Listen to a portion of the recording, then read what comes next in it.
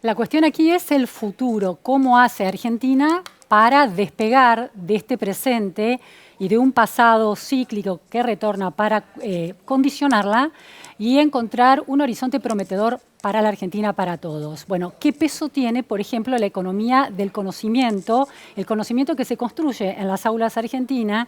¿Qué peso tiene a la hora de jugar globalmente y de aportar a ese futuro argentino? De eso vamos a hablar hoy en la repregunta con Sebastián Seria. Muchísimas gracias, Sebastián, por estar No, aquí. muchísimas gracias, Luciana, por recibirme. Es un gusto estar acá. Sebastián Seria es un intelectual y empresario muy particular. Es un matemático muy destacado, doctor en matemática por la Universidad Carnegie Mellon en Estados Unidos. Hizo su carrera de grado en matemática en la Facultad de Ciencias Exactas y Naturales de la Universidad de Buenos Aires.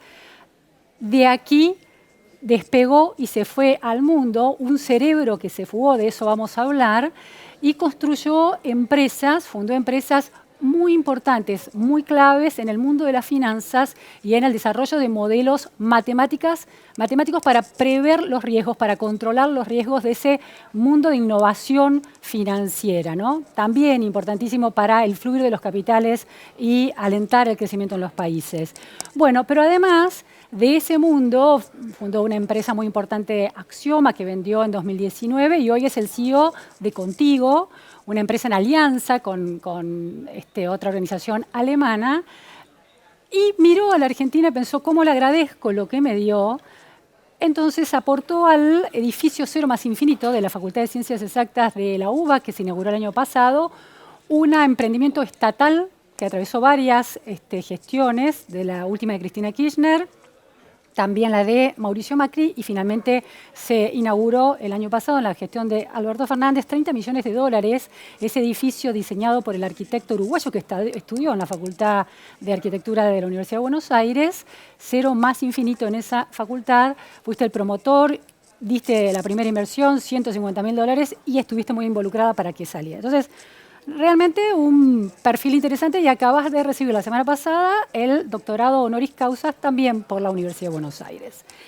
Entonces, Sebastián, quiero tocar temas muy sustanciales para la Argentina. Uno de ellos es cómo despega un país que tiene tantas restricciones y condicionamientos muy difíciles de vencer y de torcer. Lo estamos viendo, 40 años de democracia muy trabados en ese despegue.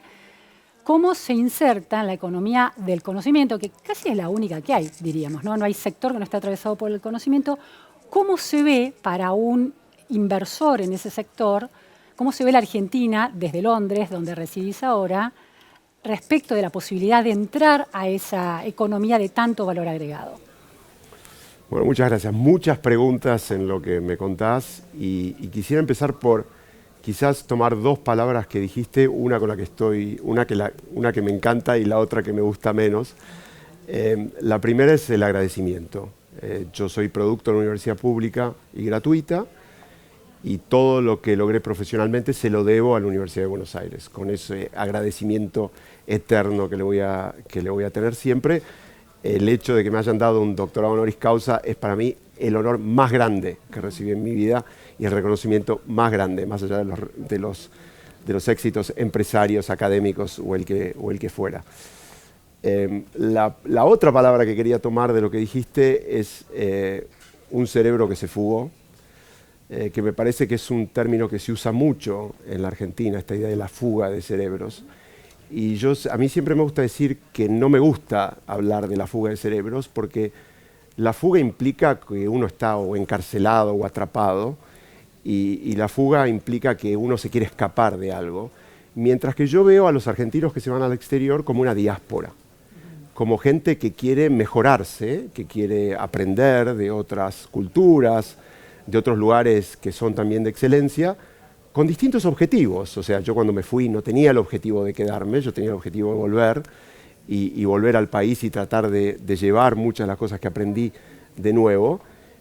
Pero otros se van con la idea de quizás quedarse, de hacer carrera en el exterior, y creo que tendemos a desaprovechar un poco estos talentos que se van al exterior, en parte porque los llamamos fugados, y creo que no es así, deberíamos aprovecharlos mucho más. ¿Qué sería aprovecharlos desde Argentina? Bueno, esta idea, o sea, hay muchos países que tienen esta idea de la diáspora.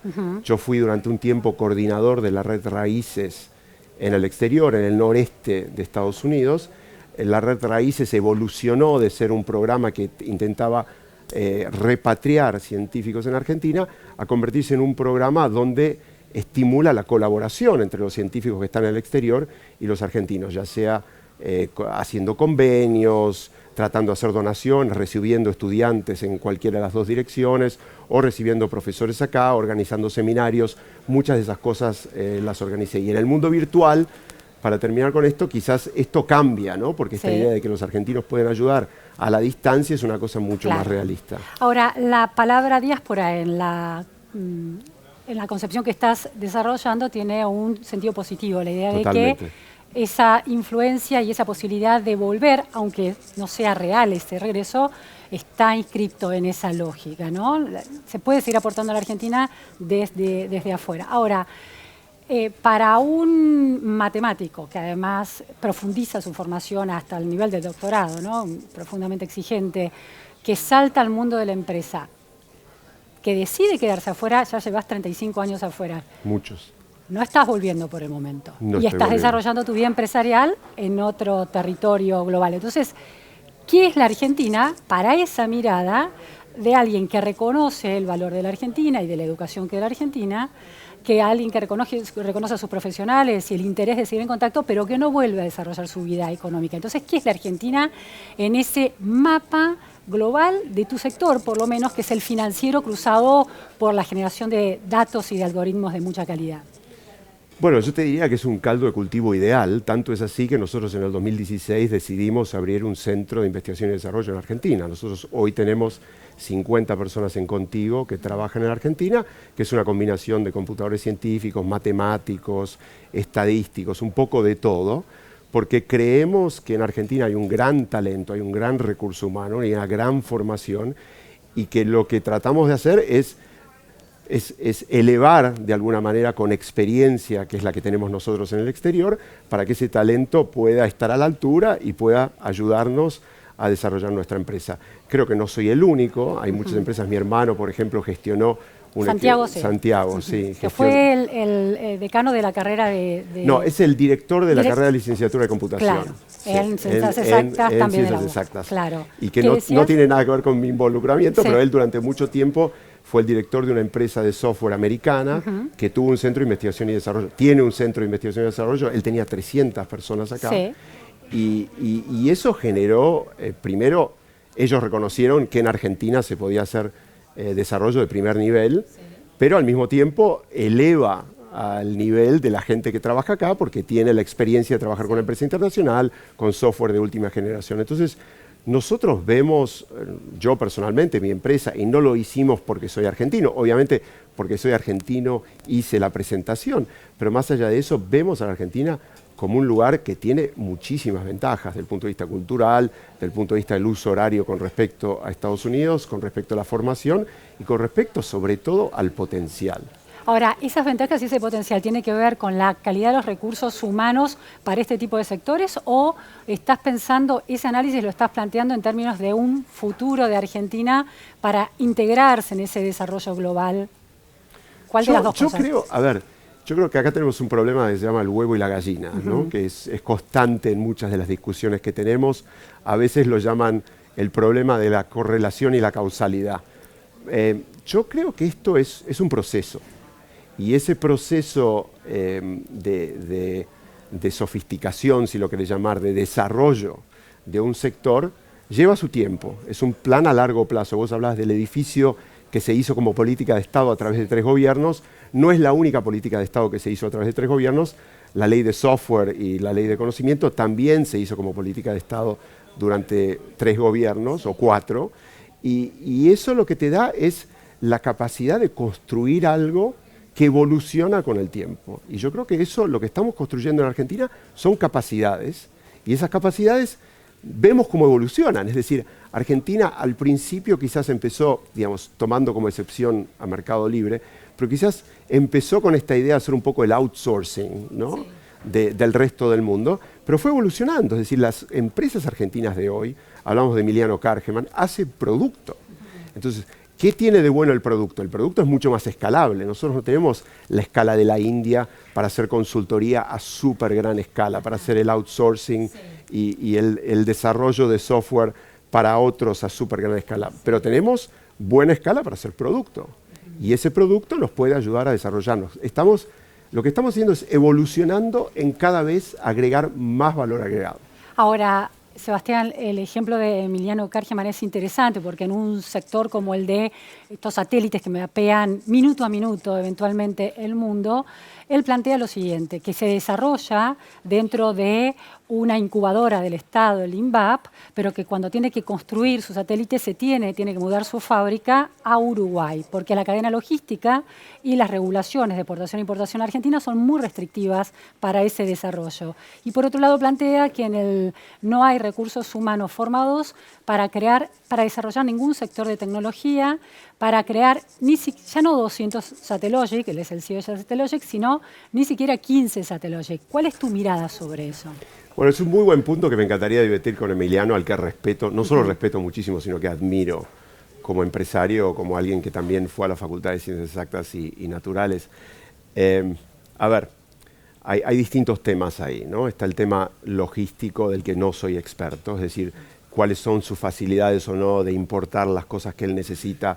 Eso no puedo opinar mucho porque no entiendo, pero sí te puedo decir que estoy seguro que en cuanto a recursos humanos, él no va a encontrar en Uruguay recursos humanos que no va a encontrar en Argentina. Es decir, eso seguro que no es así. En términos de cantidad y de desarrollo para el país, la posibilidad de replicar una empresa como Satellogic, él dice que es casi imposible con el funcionamiento actual. Bueno, creo que él es un pionero. Entonces los pioneros a veces se sienten, ¿no? Es decir, si le preguntas a Elon Musk, te dice que no se puede hacer otra Tesla. Y me parece muy bien que sea así y lo admiro en ese sentido. Pero no creo que sea así como funciona el mundo. Es decir, la Argentina, o sea, no es esta idea que usamos, de la que hablamos, que es si tú lo construyes, van a venir, ¿no? Esta idea de if you build it, they will come. O sea, hay distintos tipos de emprendedores. A veces dicen, yo me hago el producto mejor y después lo voy a vender. Hay una interacción con el mercado o una interacción con, en este caso, el circuito educativo, que es iterativo. Es decir, la Argentina no se puede permitir el lujo, nunca lo va a hacer, de tener una educación aeroespacial tal, donde vos educás a toda esta gente para que espere que venga un Emiliano y te abra Satellogic. Esto es una evolución. Es decir, Satellogic hace que más gente estudie computación o quizás estudie ciencias del espacio, y eso de a poco va evolucionando de manera tal que en un momento, que no es hoy, va a haber más posibilidad de generar otras Satellogic. Pero eso es posible si hay una base de educación matemática tan complicada en la Argentina, en la escuela primaria, en la escuela secundaria. Y la hay. ¿Y la hay qué quiere decir? La hay, es decir, yo te doy mi caso personal, que es muy simple. Yo cuando fui a Carnegie Mellon, que es una universidad de primera línea, cuando vos llegás al doctorado te encontrás con gente de todo el mundo, porque el doctorado en Estados Unidos son muy inteligentes y una de las cosas que hacen es atraen a gente de todos lados. A mí me dieron una beca, había varios otros becados. Entonces, ¿yo qué hago? Yo comparo mi formación con la formación de mis compañeros.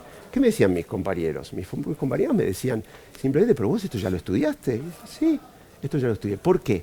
Bueno, te voy a decir una cosa muy simple. Independientemente de mi capacidad o no mi capacidad, no estoy hablando de eso. Es que en la Facultad de Ciencias Exactas y Naturales, cuando vos estudias matemática del primer día. Del primer día hasta el último.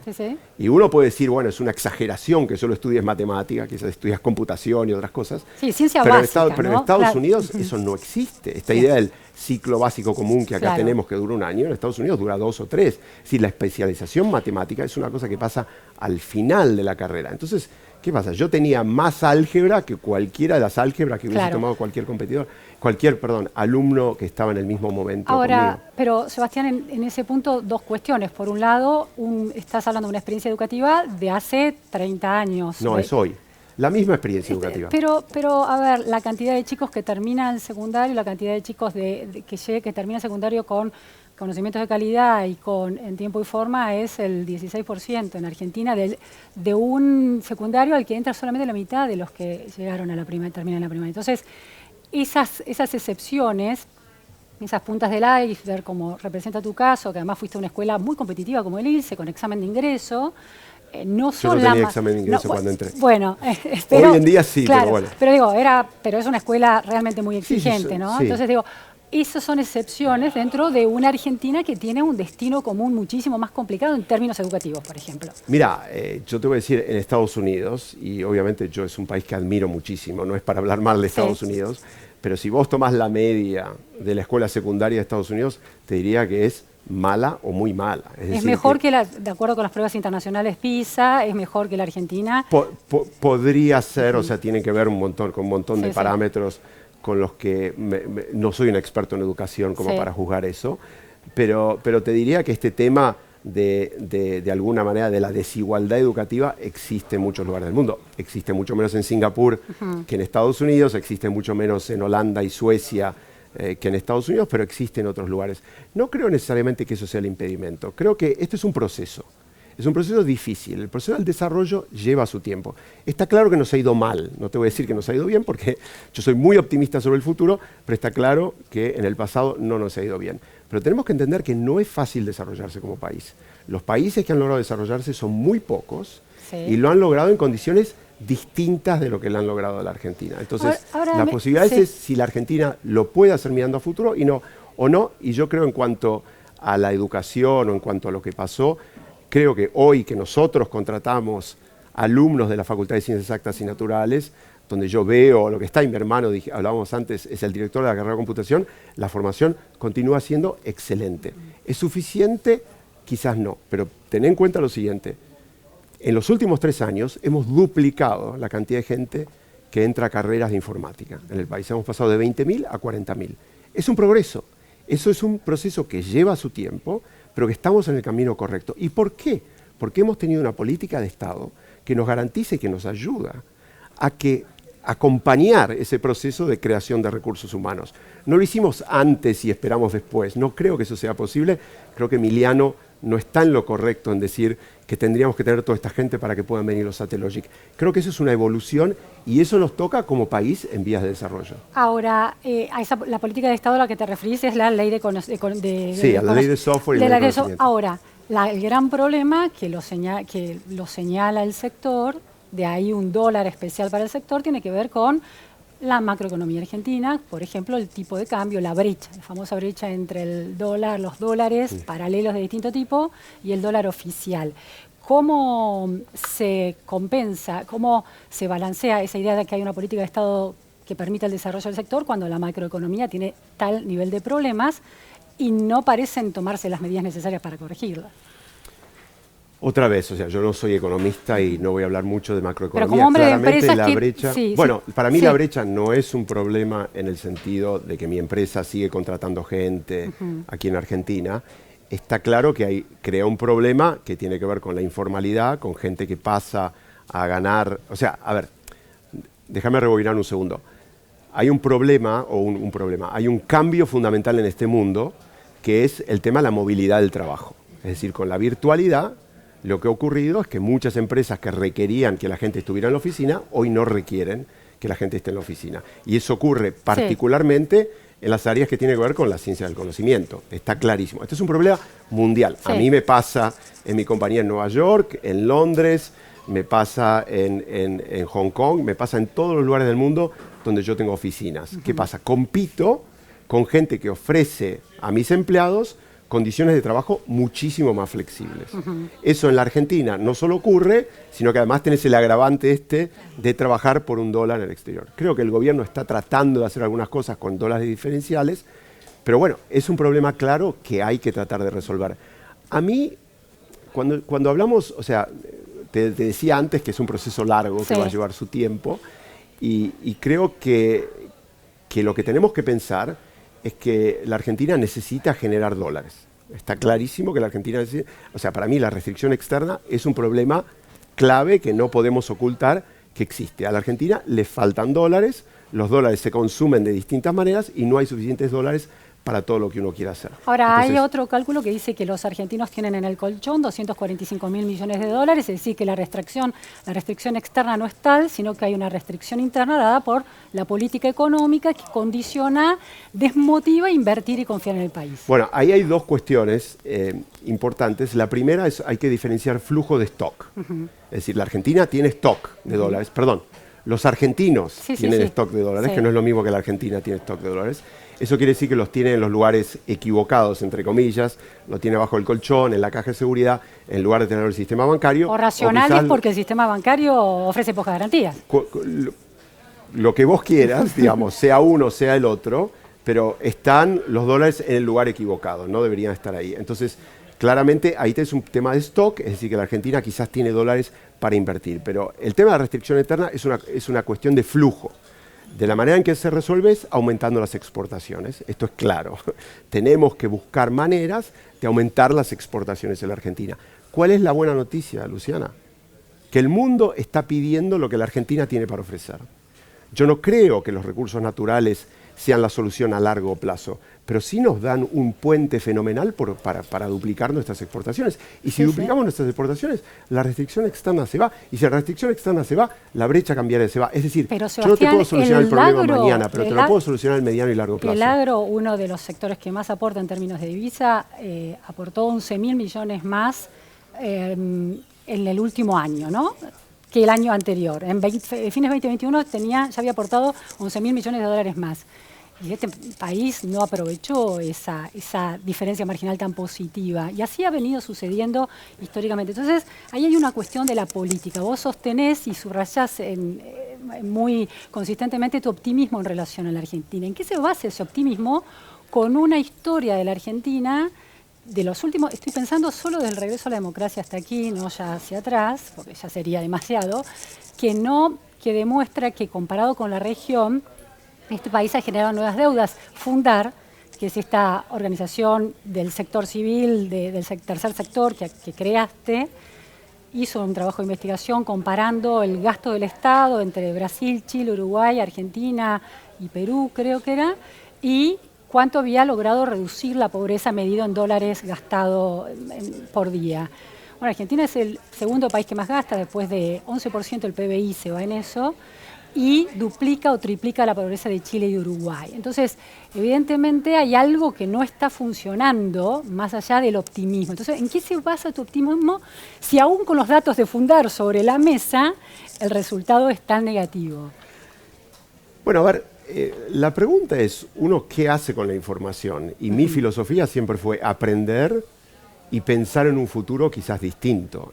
Por eso puse Fundar, no puse Fundar porque soy un depresivo que sé que a la Argentina le va a ir mal, sino por el contrario, porque veo suficientes elementos, pero veo una falta quizás de políticas de Estado que se puedan continuar en el tiempo, que no se han creado y mantenido a través de los gobiernos, que creo que son esenciales. Hablábamos al principio de dos cosas, ¿no? Hablábamos de los recursos humanos, que te digo, los recursos humanos, créemelo, porque yo los veo a los recursos humanos de cualquier país del mundo, vos me mencionás, y yo he tenido reuniones con ellos, he tenido reuniones de negocios, he negociado, he contratado, o sea, yo creo que el número de nacionalidades que tengo dentro de Contigo en cuanto a distintos países del mundo, a gente que trabaja para mí, es de todos lados.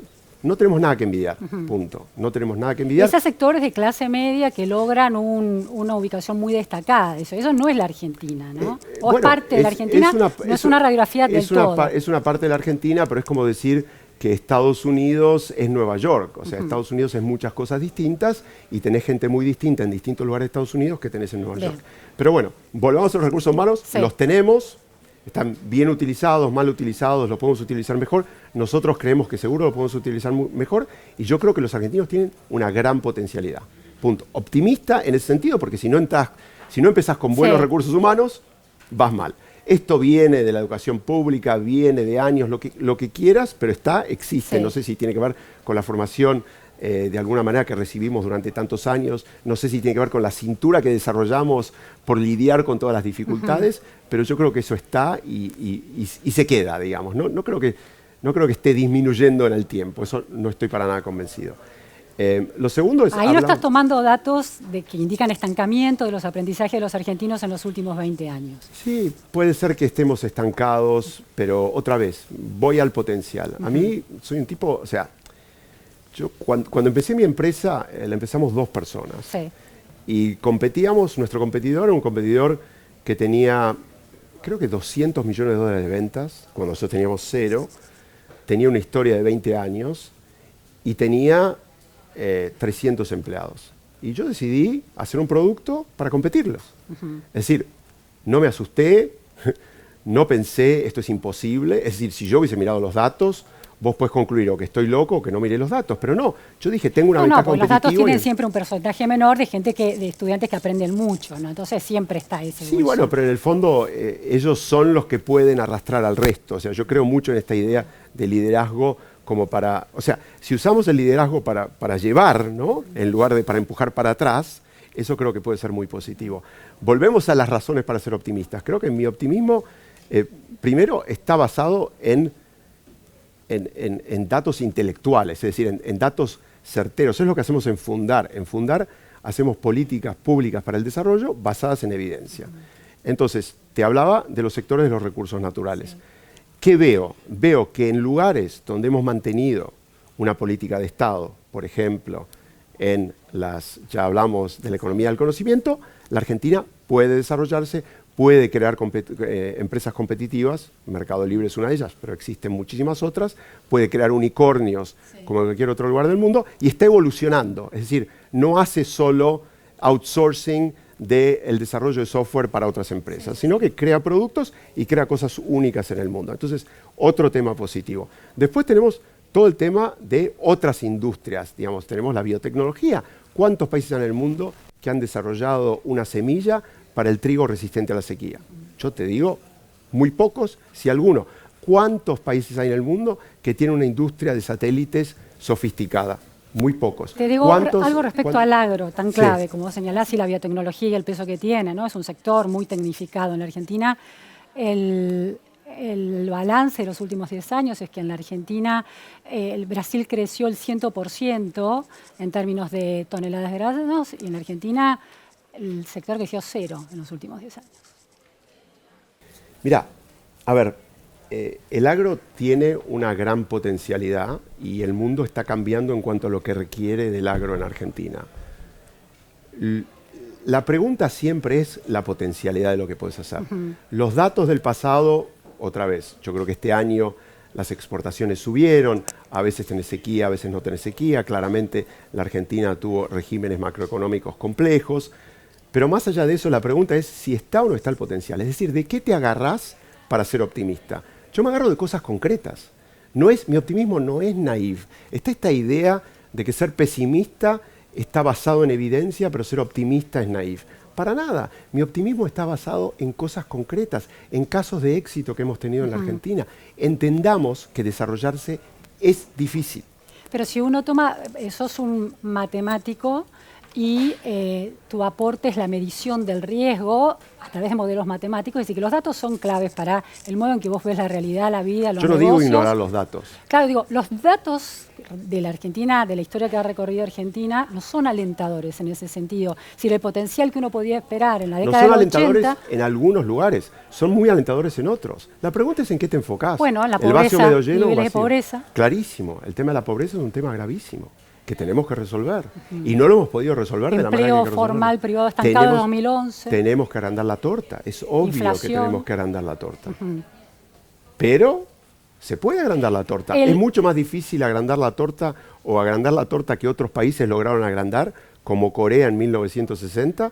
Es mucho más difícil hacer lo que hizo Corea que lo que tenemos que hacer nosotros. Porque nosotros tenemos los casos de éxito. ¿Cuál es el caso de éxito de Corea? Mi amigo Lino Barañao le gusta decir que cuando Corea decidió esta idea de convertirse en una gran potencia electrónica, fue y le preguntó a los consultores cómo tenía que hacer para hacerlo. Y los consultores volvieron con las 20 razones por las que Corea se tenía que dedicar a cultivar arroz. Entonces, ¿qué hicieron los coreanos? Empezaron a tachar una a una las razones por las que no podían ser una potencia electrónica. Y es lo que hicieron. Entonces, nosotros tenemos que entender cuáles son las cosas que salieron mal, aprender de eso. O sea, yo soy profesor, académico, me dedico a aprender, yo aprendo todos los días. ¿Cuáles son las cosas que hicimos mal? No te digo ignorarlas, pero te digo cuáles son las cosas que hicimos bien y enfocar para ahí. Y tratar de mantener políticas de Estado que nos pongamos de acuerdo como argentinos. ¿Cuáles son las políticas de Estado que tenemos que mantener en el tiempo? Hacer un mega acuerdo, lo llames como lo llames. ¿Y por qué soy optimista? Hoy es porque es obvio. Es decir, es obvio que hay que desarrollar Vaca Muerta. ¿Hay alguien que tenga duda? Era obvio que había que desarrollarla 10 años atrás. Quizás, y se frenó. Quizás se frenó, digamos, otra vez. Se plancharon las tarifas. Miguel Galucho, sí. digamos, hizo muchísimo, trajo a Chevron y después, bueno, se descontinuó con política de Estado. Pero yo no te estoy diciendo algo distinto. Yo vos estás de acuerdo conmigo en el sentido que me estás diciendo, hay que mantener una política de Estado. ¿Qué Estado puede mantener una política de Estado? Es decir, un Estado eficiente. ¿Cuánto pesan los datos? Porque uno de los problemas que tuvo Argentina durante años fue la intervención del INDEC, la distorsión que produjo en la formulación de datos y en la posibilidad de conocer, por ejemplo, el índice de pobreza o el índice de inflación, un diagnóstico básico para poder intervenir de manera inteligente en la macroeconomía. ¿Cuánto pesan esos datos y la confiabilidad de los datos en las políticas públicas que hacen los estados? Muchísimo pesan. O sea, nosotros tenemos, no sé si sabías, pero tenemos dos áreas transversales dentro de Fundar. Un área transversal es el área de datos, el otro área transversal es el área de géneros.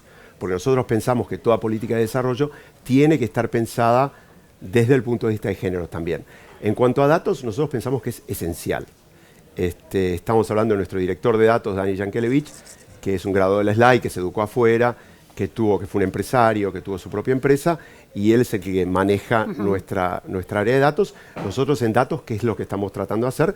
Estamos hablando con el Estado para ver cómo utiliza los datos para tomar buenas decisiones. Nosotros gestionamos una red de dateros del Estado, a los que traemos a Fundar. Me estaba contando Dani justamente hoy, que vinieron esta semana y tuvieron una gran reunión de 50 personas que hacen datos para el Estado y están hablando entre ellos, ¿no? Porque un gran problema es cómo haces para interactuar, para generar esta idea de datos. Trabajamos en el tema de gobernanza de datos y una de las buenas noticias, por ejemplo, es que la Ciudad de Buenos Aires tiene un área de datos desarrollada. Estamos trabajando con ellos. ¿Para qué? Para replicar el sistema que tienen ellos, los datos que tienen ellos con el resto de las provincias. Nos dijeron que sí, no nos dijeron que no. Pero me parece interesante. Ahora, ¿te preocupa que estas décadas, desde el regreso a la democracia hasta ahora, se haya, porque no es solamente una cuestión técnica el uso de los datos, sino una voluntad política de ser transparentes, y eso faltó.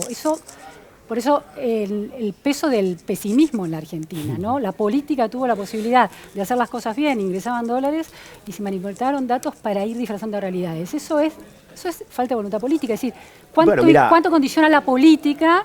Y no sé si la política, en ese caso es la gestión kirchnerista. Si vamos a hablar del pasado, hay muchas cosas tristes en nuestra historia.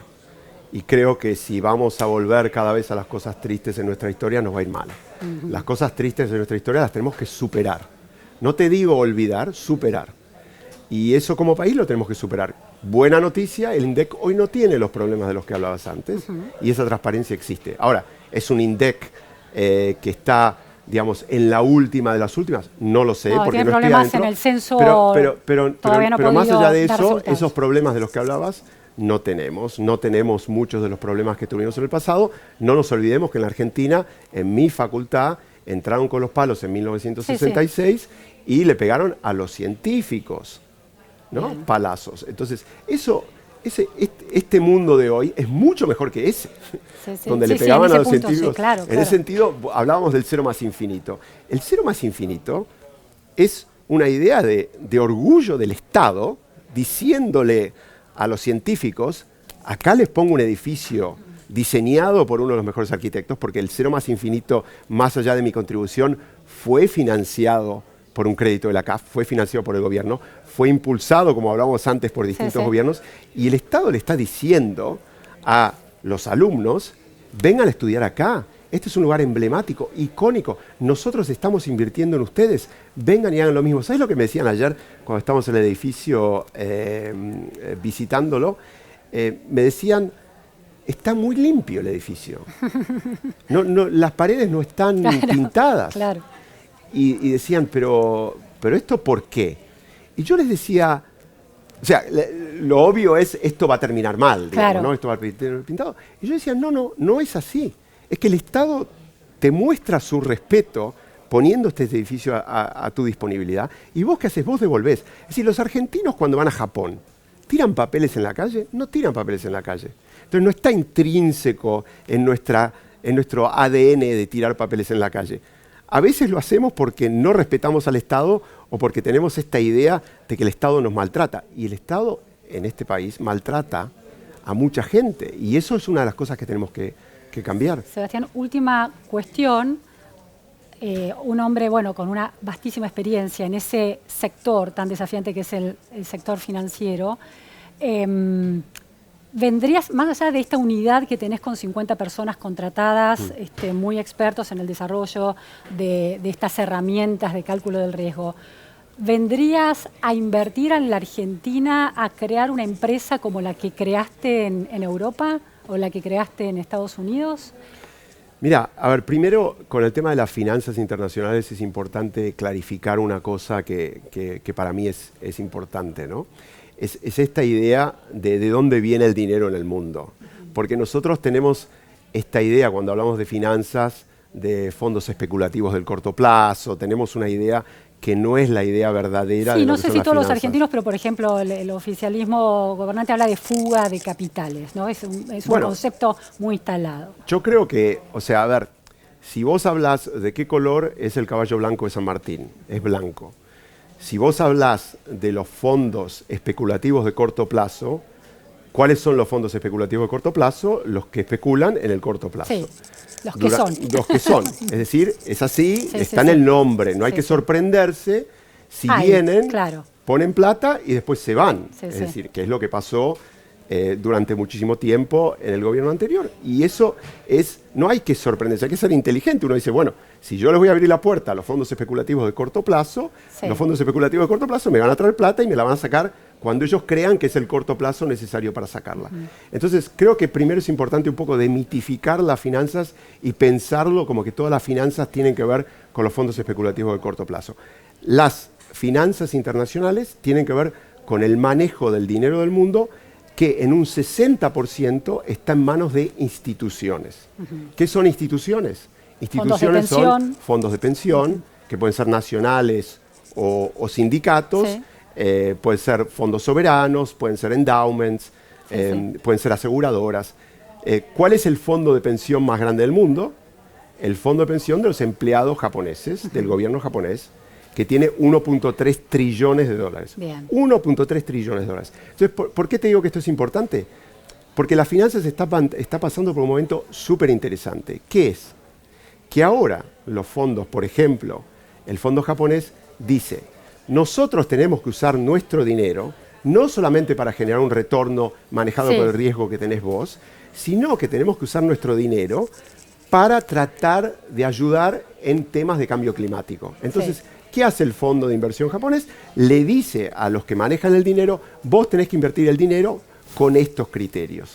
Entonces, esos criterios son criterios que ayudan obviamente a la humanidad por el tema del cambio climático, pero es las que fuerzan a las empresas a tener proyectos o a tener prioridad para proyectos que favorezcan al cambio climático que no. Entonces, la finanza se está pasando de ser una fuerza del mal, en algún sentido que está pensada como una fuerza del mal, a ser una fuerza del bien, porque se dan cuenta que si uno piensa más allá de los retornos, las finanzas tienen gran capacidad de cambiar lo que hacen las empresas y lo que hace el resto del mundo. La Entonces, circulación virtuosa del dinero alrededor del mundo, incentivando las mejores prácticas empresariales, comerciales. Exactamente. Bueno, y la pregunta entonces es, en ese contexto, en esa matriz virtuosa, una empresa, ¿vendrías a crear una empresa en la Argentina o mudarías tu empresa a la Argentina? mi empresa no es mudable porque no soy el dueño, mi empresa es de la bolsa alemana. Bueno, vendrías Con a lo crear cual- una con lo cual Hay condiciones en la bolsa Argentina alemana- para además, la esa- bolsa alemana sí. no me deja crear una empresa parecida a la mía porque Bueno. tengo un non-compete, pero más allá de eso... ¿La Argentina ofrece las condiciones para crear una empresa no como tiene que esa? ver con las condiciones, tiene que ver con el tamaño del mercado. Es como esta pregunta que hicieron en IDEA si Jeff Bezos hubiese vivido o hubiese fundado Amazon en Argentina. Primero, que está Galperín, que lo hizo y lo hizo muy bien, ¿no? Pero más allá de Galperín, hay un tema de escala.